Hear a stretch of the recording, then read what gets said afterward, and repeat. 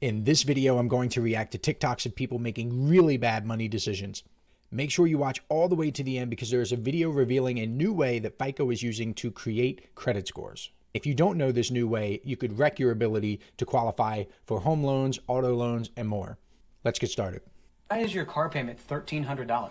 Because first of all, $1,300? That's a lot for a car payment. What is the average car payment in America? According to LendingTree.com, the average car payment for a new vehicle is $725 per month, according to first quarter 2023 data. That's up 11.5% year over year. That's crazy. Used cars have the lowest average monthly payment at $516. this vehicle was $62,000. I did it for 60 months instead of 72, and I went zero down. Just didn't want to put any money down because it doesn't make any sense to me. How much money do you save if you put more money down? So basically, every $1,000 that you put down is about $20. So it would take And that depends on your interest rate and so on, but I think that's right. $5,000 for me to lower my monthly payment by $100. So in $1,300 versus $1,200, Yeah. the same thing. Yeah, it'd take you, what is that, 60 months to get your money back, or 50 months? Oh yeah, to get $5,000 back, it'd take way too long. Why? He can't save $5,000, but he can make $1,300 per month in payments. Make it make sense. You have debt. How much debt do you have? Right now, I have $20,000 of debt. That's Mark is that Cuban. from school or is that from, No, from my podcast. for your podcast? What'd you Yeah. borrow money for? I borrowed it from the bank I put on a credit card. Just every episode that I film, I spend a lot of money on. Wow.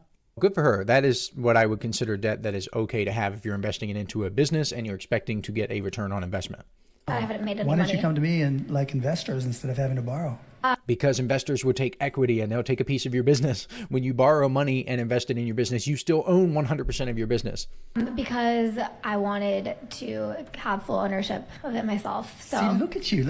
It's scary when you borrow money to start a business, isn't it? it is. Yeah, usually I tell people not to, and it's better just to start slow. But it takes a lot of guts to do that. So you may not know this about me, but I actually have a podcast too. It's called the Financial Advisor Marketing Podcast. I have close to 250 episodes at this point. I have not borrowed money, but I'm in a little bit of a different position. Like this microphone setup alone is $800. The computers, monitors, it could be well over $20,000. So I don't blame her for doing this if she's absolutely committed to the podcast. My coworker saw my bank account the other day and it said $25. How much does the average American have in checkings right now? So I just Googled it and the numbers are all over the place. It looks like the average is $9,132 from one source. Then another source says it's $5,300. Another source says $10,545. So it is all over the place. According to Chime.com, the median checking account balance for low-income Americans is roughly $1,300. So $25 in a checking account is really low. And we don't get paid for another 2 weeks. And he was like, how are you surviving? Like, how do you even live off $20? I'll tell you if you really want to know how I budget and save. I sleep. Literally, you have to have no obligations. Just sleep. Because if you're sleeping, you can't be spending money. Period. That's actually, all jokes aside, it's really sad that people have to live like this. I've been there though. You sleep so you don't have to eat. You don't have to spend money on food. I can relate to this, but it is really sad. Hey, you know that you stole money out of my account? That was money for my kid, heart surgery? Wait, what? Why is you recording me right now? You trying to... Don't worry about why I'm recording you. I don't worry about what my money is.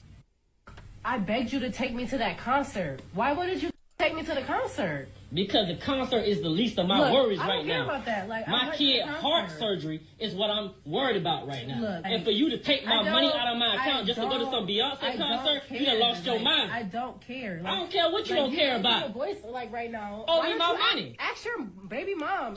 That is legitimately wild. That's not even a poor financial decision or a stupid financial decision. That's 10 levels below stupid. That is, I feel so bad for that kid. I got to move on. It's the dumbest thing I've ever heard. 13, 14, 1,200 on cars? We were just talking about this. So if the average car payment per month, it was like 700 something, that means half are below and half are above. So there are tons of people out there who are spending $1,200, $1,300 on cars. one vehicle. The car payment, that is the thing. That is the gap that keeps the middle class from becoming and building wealth. The average car payment, $717 for one person. And if you invested that money just over 30 years at a 10% rate, that's over $1.4 million. But people rather have that car, though. They'd rather impress somebody at a stoplight that they're never going to see again. They just want to look cool. When people see someone driving a good-looking car, they're thinking about themselves in that car. They're not looking at you and thinking, wow, you must be a really great person. They're thinking, whoa, I would look great in that car. So what's your name, age, and what's your major? My name is Sydney. I'm 17, and my major is cinema and media studies. How'd you pick that major? I took a film class in high school, and I really liked it, so I wanted to It's good that she's following her passion. apply here. And what do you hope to do with that major in the future? I'm not completely sure. I think I would love to make films, but also I do like the analyzing part of it as well. So. Do you currently make films right now? Not right now, but I have throughout the past year. And do you have any student loans? Yes. Would you be willing to share like how much student loans you have? $20K for this. Let's take a look at what the average student loan balance is. So according to Education Data Initiative, the average federal student loan debt is $37,338 per borrower. So she is below average right now, but if she's continuing school, then she probably will end up being above average. And it looks like people with film studies as their majors earn between $43,000 and $67,000 per year. So even if she saved 10% of her income and put all of that money to her student loans, it would take her a very long time to pay them off. I wish more people thought like this before they signed on the dotted line as an 18-year-old fresh out of high school. But I know that's an unrealistic expectation because they are 18-year-olds fresh out of high school. Yeah. Is that scary? Like, how do you want to approach tackling that debt?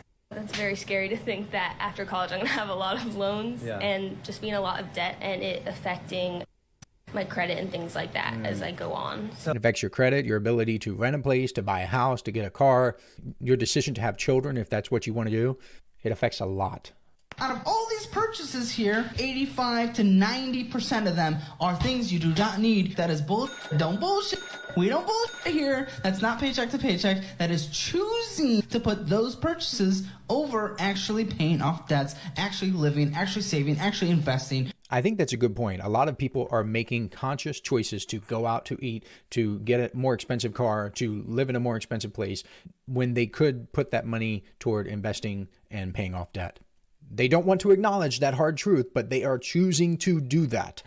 We are choosing to be paycheck to paycheck. You are not, in the literal sense, paycheck to paycheck. Correct. Okay. Thank you. So why'd you say that? Come on. I don't know. That's because I'm literally spending all my paycheck till the next paycheck. Yeah, you were just because of choices. Spending it's bullshit money.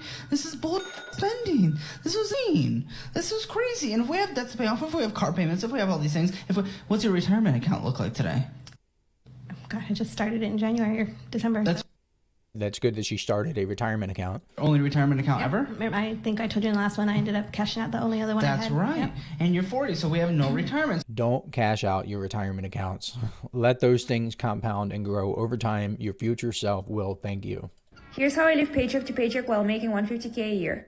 Oh, this should be interesting. I work everywhere and that's $760 a month. I try to go out as many dates as possible, but splitting a bill is still expensive and $1K a month. Having a younger sister is super expensive, especially if you pay for her tuition. I also randomly got a surfboard for $1K. I DoorDash food all the time, that's $650 a month. DoorDash is ridiculous. I got sushi the other night. Let me tell you this. I got sushi from a restaurant. On their website, the sushi that I ordered was $22. If I ordered it through DoorDash, it was $28. That's an additional $6 on top of the menu price, which anybody can get by going to the website. I was ordering for 4 different people. If I used DoorDash, it would be $24 more simply to use it without the service fee, without the tip, and all of the other stuff that comes with it. So DoorDash is just not something I recommend. I own a spoiled cat, that's $340 a month. I lease a Tesla for $470 and bought this random set of knives for $800 on Amazon. Self-care is around $150. Here's how Okay, so she is just like spending money like it's water. Living paycheck to paycheck, again, because of choices that you're making. My credit cards got the best of me. To paint the picture, I was a teacher that got my hands on $17K in credit card debt, and I started balling out. That's just something you cannot do. You cannot view this as money that you have, because it's money that you do not have that you're going to have to pay back in the future. Whenever you have debt, you are borrowing from your future self. You are depleting your future earnings. These are 2 of 6 credit cards that I maxed out, but I was able to pay off all that debt in 1 year, and this is exactly how I did it. These are the 6 credit cards that I maxed out. I put them in order from largest balance to smallest balance. I started by putting as much money as possible at my smallest card, while simultaneously making minimum payments at the other 5. So that is called the snowball method, where you pay off your debts from smallest to largest, no matter what the interest rate is. And because this balance was the smallest, I was able to pay this off really quick. This initial payoff allows you the satisfaction of a quick win, and that's really important. Then I took all that money that I was using to pay off that first one and started rolling that into Capital One. From there, I just kept going. And eventually, I was able to pay off this biggest one in no time. This method So even though it's not mathematically correct, it works, and I can't argue with the results. If you're interested in what the mathematically correct way to pay off debt is, it is by paying them off in order of highest interest rate to lowest interest rate. But again, can't argue with the results. This is what I've been saying, people. It's like nobody believes me. It's like you don't even believe that I've been a lawyer for 27 years. Yes, you can buy cars. Yes, you can do the things. Bankruptcy is a way out of hell. Yes, you can do the things. Yes, you can take on more debt immediately after filing bankruptcy to get out of debt. And you'll probably pay 28% interest on an auto loan, which is ridiculously terrible. The average person has over $5,000 worth of credit card debt. And if you don't get that debt paid off soon, then with a new scoring model coming out from FICO, it might become impossible for you to Oh, this is important. Make sure you watch this. ever buy a house. So we all know FICO scores. That's the score that the banks like to look at. But there's a brand new model that banks are starting to use called FICO 10T. So what FICO is now going to be able to use is not just a snapshot of how much debt you have today, but they're going to be able to look back 24 months in the past, which means that if you had a lot of debt for 23 months and then this month you paid all of it off and think that now you can just go and get approved for a home loan, that might not be the case once Banks are going to say, nope, we saw what you did. You think you're slick. they start using this particular FICO model for all of their lending. In general, if you're trying to buy a house within the next year, you want to get your credit card debt less than 30% of your overall credit usage as quickly as possible. This is really important information. Make sure you know it if you're in the market for a house or a car or basically anything that requires a credit score, because it will impact you. That's all I have for today. Is there anything else you would like me to add or take away in future videos? Is there anything you want me to react to? Let me know in the comments below. Thank you for watching, and I appreciate you.